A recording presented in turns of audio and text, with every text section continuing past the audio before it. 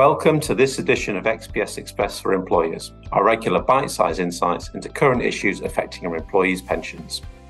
In this edition, we look at the impact of the Chancellor's Mansion House speech and what this means for the landscape for DB pension schemes.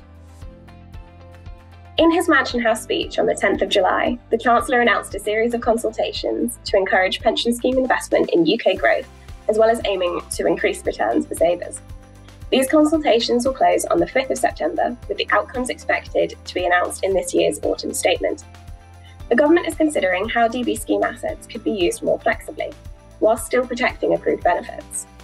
A permanent regulatory regime for super funds will be introduced, and new requirements around trustee skills and training are being considered. The policy intention outlined in the speech has created uncertainty over the new funding and investment strategy regime, so any actions being taken in light of that new regime should be reviewed once the outcomes of the Mansion House speech proposals are more clear. So what are the endgame options for DB schemes following the Mansion House speech that employers should be thinking about?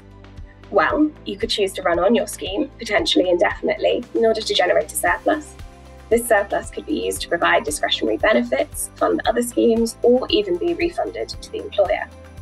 You could choose to delay insurance to run the scheme on for a period of time in order to generate surplus and then look to insure benefits with an insurer.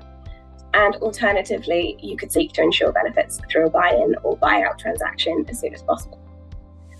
Finally, you could look at a super fund or a consolidated transaction. So to illustrate what running a scheme on might look like, on this chart, we've considered a scheme that's 95% funded against a buyout cost of 500 million. If this scheme were to run on over time with a well-managed investment strategy, in a few years' time, it could start generating surplus of around 12 million a year.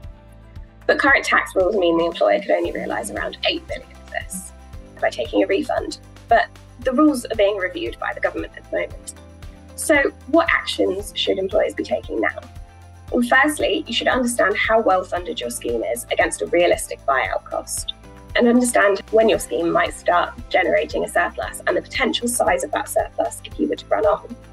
And then it's worth considering the different endgame options to decide what's best for your scheme and business. And finally, you should engage with your trustees on your preferred endgame option to ensure that interests are aligned. I hope you found this edition of XPS Express helpful. Please do get in touch if you'd like to discuss this topic further.